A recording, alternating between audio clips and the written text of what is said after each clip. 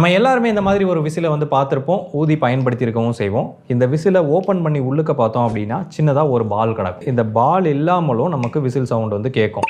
இந்த பாலை போட்டுட்டு நம்ம ஊதும்போது கிடைக்கக்கூடிய சவுண்ட் வந்து கொஞ்சம் டிஃப்ரெண்ட்டாக இருக்கும். முதல்ல அந்த விசில் எப்படி சவுண்டை கொடுக்குது அப்படின்னு சொல்லி கேட்டிங்கன்னா, நம்ம ஊதக்கூடிய காற்று வந்து இங்கே ஒரு ட்ரம் மாதிரி இருக்கா, இந்த ட்ரம்முக்குள்ளே போய் அது ஒரு ஹை ப்ரெஷரை வந்து உருவாக்கும். அந்த ஹை ப்ரெஷரை இங்கே இருக்கக்கூடிய இந்த சின்ன கேப் வழியாக வெளியில் வரும்போது, ஸோ ஹை ப்ரெஷர் யாராவது வெளியில் வரும். நம்ம ரொம்ப ஃபோர்ஸாக ஊதுறோம் அப்படின்னா அதுக்கு தகுந்தாப்புல வெளியில் வரக்கூடிய சவுண்டும் ரொம்ப அதிகமாக வரும். அந்த வால்யூமை கண்ட்ரோல் பண்ணுறதுக்காக தான் இந்த பால். நம்ம ஊதும் போது உள்ளே இருக்கக்கூடிய பால் வந்து ரொட்டேட் ஆகும். ஒவ்வொரு தடவையும் ரொட்டேட் ஆகும்போது இங்கே இந்த கேப்பை வந்து அது லைட்டாக க்ளோஸ் பண்ணிட்டு போகும். அந்த பால் ஒவ்வொரு ரொட்டேஷன் சுற்றும் போதும் லிமிட்டடான அளவு காற்று தான் வெளியில வரும். நம்ம ஃபோர்ஸா ஊதுனோம் அப்படின்னா அந்த பால் வேகமா சுத்தும், ஆனா வெளியில வரக்கூடிய காற்று லிமிட்டடா தான் வரும். ஸோ அடுத்த தடவை விசில் ஊதும் போது இந்த பாலை ஓபன் பண்ணி பாருங்க. சின்ன பால் தான், ஆனா ஒரு முக்கியமான வேலையை செய்யுது.